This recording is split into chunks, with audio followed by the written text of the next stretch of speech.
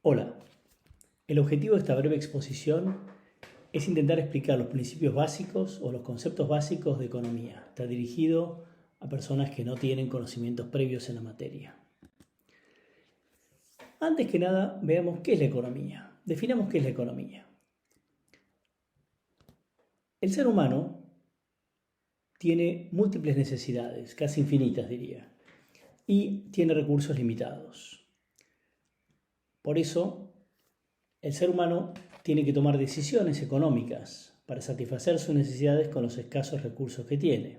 Entonces la economía no es una ciencia exacta con números y cifras, sino que es una ciencia social que intenta explicar el comportamiento de los distintos agentes económicos, familias, empresas, gobiernos, y cómo utilizan sus recursos disponibles para maximizar sus necesidades y tener un mayor bienestar. Veamos ahora qué es la oferta. En el eje de las X vamos a representar las cantidades de producto. En el eje de las Y, de las Y, vamos a representar el precio. Entonces, ¿qué es la oferta? La oferta es quienes venden, quienes ofrecen sus productos, quienes venden, los productores, los vendedores. Y a mayor precio van a aparecer más oferentes porque hay rentabilidad, ¿sí? Entonces, mayor precio, mayor cantidad de empresas ofreciendo y mayor volumen ofrecido por los actores. Contrario census, cuanto menor es el precio, menos oferta encontraremos. Y hasta un punto donde la oferta desaparece, que es cuando el precio es superior a los costos. En ese momento, cuando el precio es inferior a los costos, en ese momento ya no tiene sentido la oferta. Y veamos por otro lado qué es la demanda. La demanda somos los compradores, los que demandamos un producto. La demanda se comporta en la forma exactamente opuesta, es decir, cuanto mayor es el precio, menor es la cantidad demandada y viceversa. Veamos por ejemplo, si a mí me gustan los kiwis, entonces, y el precio del kiwi está a, no sé, 3.000 pesos del momento de hoy, bueno, consumiré una X cantidad, pero si empieza a subir el precio, tal vez compre menos o compre semana por medio, y si el precio se va a 7.000 o 8.000 pesos, bueno, en ese caso yo voy a dejar de consumir el producto y reemplazarlo por otro, por ejemplo, mandarinas, ¿sí? Lo mismo vale para todos los productos, incluso para productos, yo diría, más de marca o de gustos particulares. Por ejemplo, si este es el chocolate que a mí me gusta, también aunque suba el precio, lo seguiré consumiendo hasta un punto. Cuando el precio sea exagerado, dejaré de consumirlo o cambiaré de marca de chocolate. Veamos ahora qué pasa cuando se juntan la ley de la oferta y la demanda.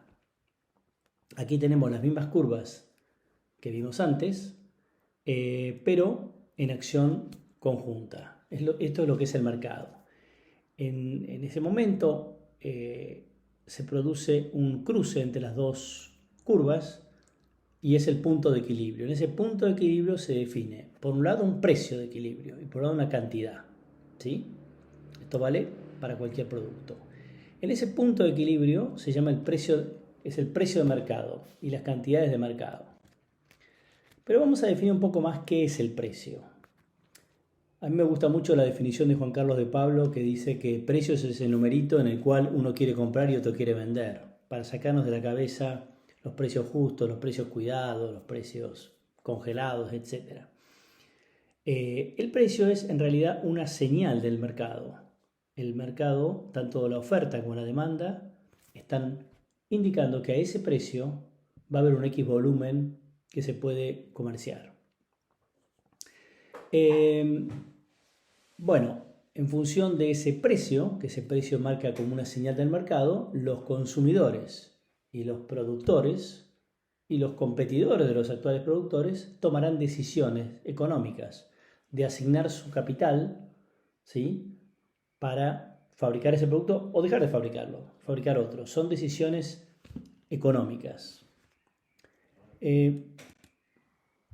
Por otro lado, tenemos la definición de Warren Buffett, que dice precio es lo que pagas, el valor es lo que recibes. Este es un concepto un poco más de marketing que de economía, es decir, una vez que los beneficios del producto que te ofrecen tienen un valor suficiente que supera, alcanza por lo menos el precio que te están pidiendo, en ese momento decidís comprar.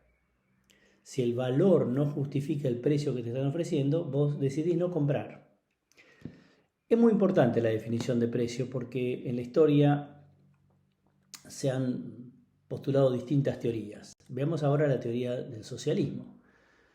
Y esto es exactamente qué no es el precio. El socialismo dice que el precio es el conjunto de costos, mano de obra, maquinaria, amortizaciones para fabricar un bien o servicio, más la ganancia que pretende el empresario.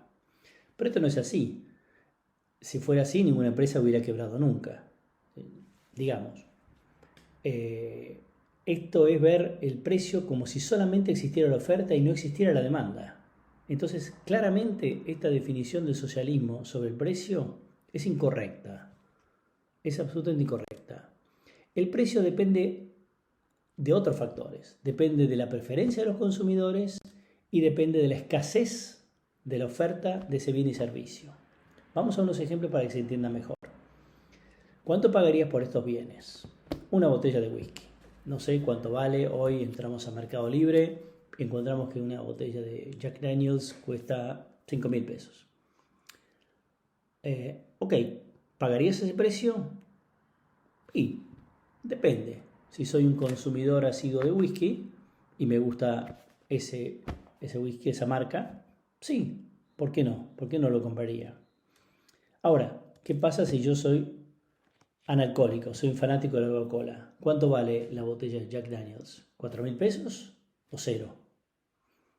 Aquí claramente el consumidor tiene que ver con el precio y también con las cantidades. Vamos a otro ejemplo, más gráfico todavía. Estás solo en el desierto, abandonado, muriendo de sed, condenado con un sol arrasador. Estás muriéndote y alguien viene y te ofrece una botella de agua. ¿Cuánto pagarías por una botella de agua? Seguramente pagarías todo lo que tenés y es más, te endeudarías por el resto de tu vida con tal de tomar esa botella de agua, porque al fin de cuentas es tu vida la que está en juego. ¿Y qué vale más que tu vida? Nada. El valor de esa botella es infinito casi. ¿Qué pasaría si te ofrece una segunda botella de agua? Y seguramente la pagarías bien, pero no tanto como la primera, y aprovecharías para, no sé, mojarte, higienizarte un poco, tener una reserva de agua para seguir el camino, etc. ¿Y qué pasa con la tercera botella? ¿Y con la cuarta?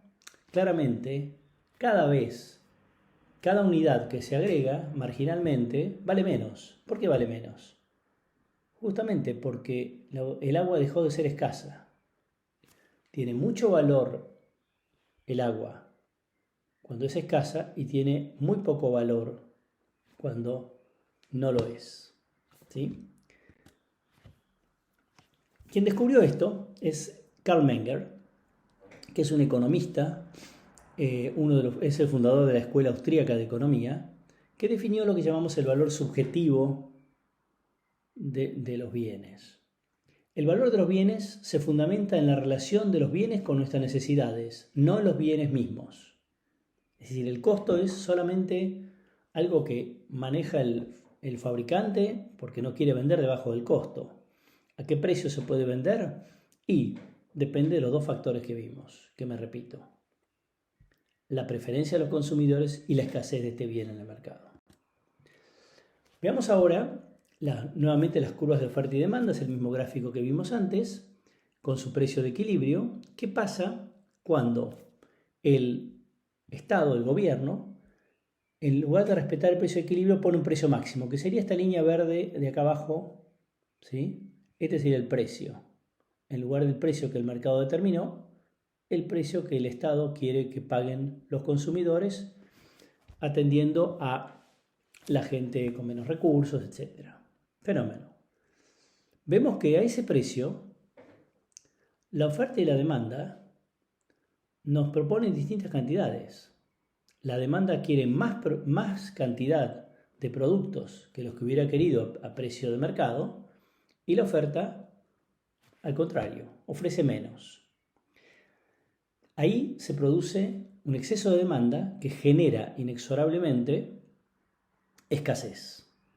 Escasez o mercado negro. Vamos a unos ejemplos. El dólar. Nos fijan un valor del tipo de cambio oficial, el dólar es un bien como cualquier otro, nos fijan un valor X en pesos y claro, todos queremos comprar. Entonces empiezan a poner trabas. Vos no podés por esto, vos no podés por lo otro, hay un límite, solo 200 por mes. En fin, ¿qué ocurre? Lo primero que ocurre es que como hay un exceso de demanda, el oferente, que en este caso es el Estado, se queda sin dólares, las reservas bajan. Y por otro lado, se crea un mercado paralelo.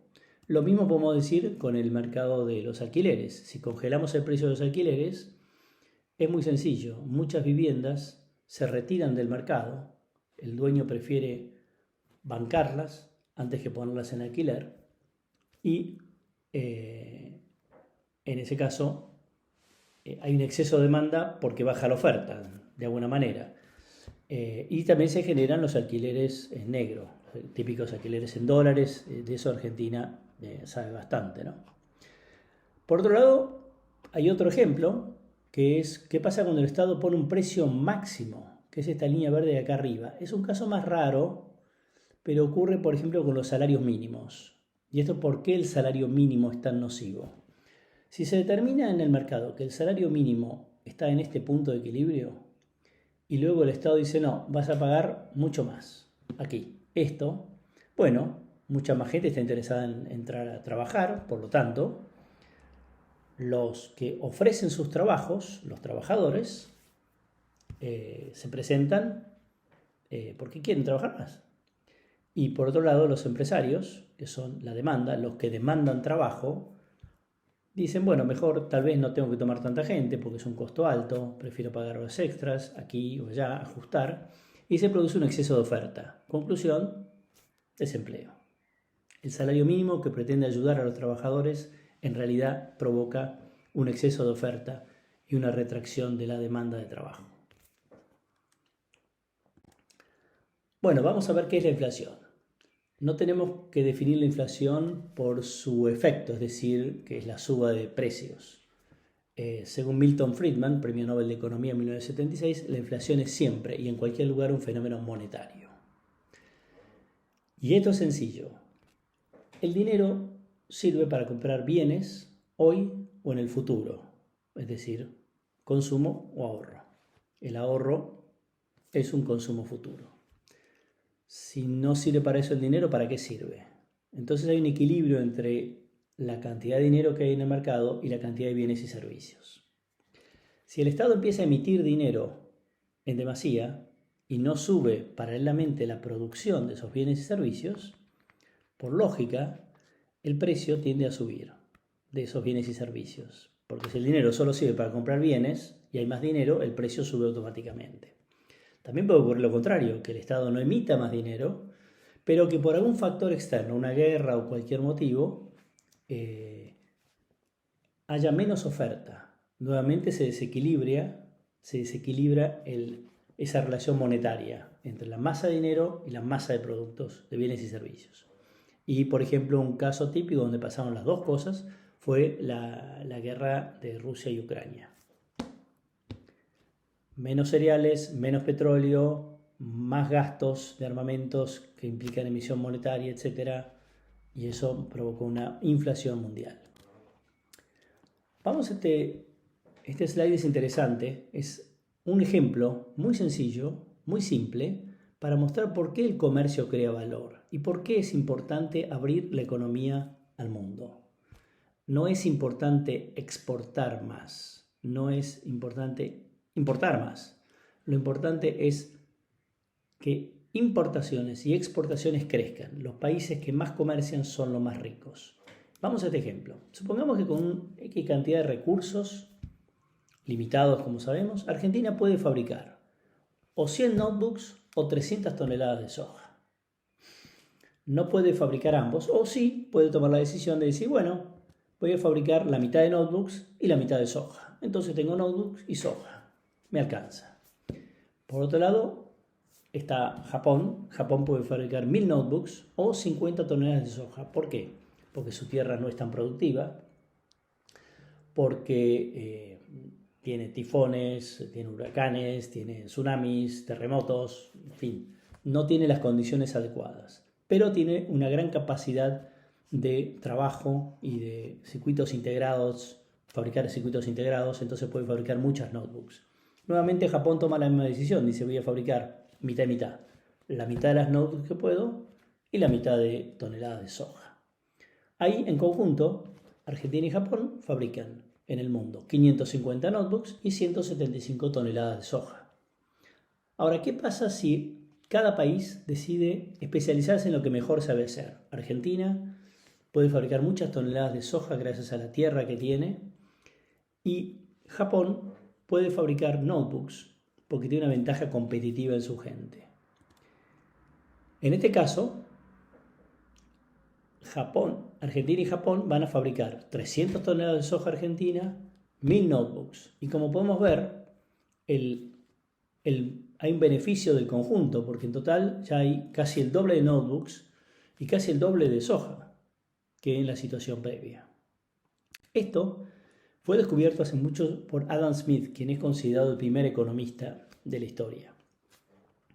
Hasta Adam Smith, la economía se dedicaba más bien a ver los valores morales, si era moral, cuánto había que ganar en la venta de un producto, si era moral cobrar intereses. Era más una cuestión ética que una cuestión económica. Adam Smith, en su famosa obra La riqueza de las naciones, en 1776, descubre que el libre juego del mercado, tanto dentro de un país como en relación con otros países, crea el máximo beneficio para el conjunto, el ejemplo que vimos recién. Y eso se hace a través de la división del trabajo y la especialización, que generan grandes incrementos de productividad y por lo tanto generan más riqueza en las naciones. Repito, no se trata de exportar más, se trata de exportar e importar más. Hasta aquí llegamos. Vamos ahora a las conclusiones. Me quedo contento si ustedes logran retener las siguientes conclusiones. Las necesidades del ser humano son limitadas, pero los recursos son escasos. La economía es una ciencia social que estudia el comportamiento humano y no una ciencia exacta. El precio de equilibrio depende de las preferencias de los consumidores y de la escasez de los bienes y servicios. Los costos no determinan los precios. Más bien los precios determinan los costos en los que puedo incurrir para fabricar. La inflación es siempre en cualquier lugar un fenómeno monetario. Y el comercio finalmente crea valor porque la especialización crea productividad. Bueno amigos, hasta aquí llegamos. Espero que les haya gustado. Cualquier duda, comentario, por favor, lo marcan en comentarios. Cualquier tema que les guste tratar para el futuro, lo mismo. Si les gustó, le ponen like. Les agradezco mucho y hasta la próxima. Chao.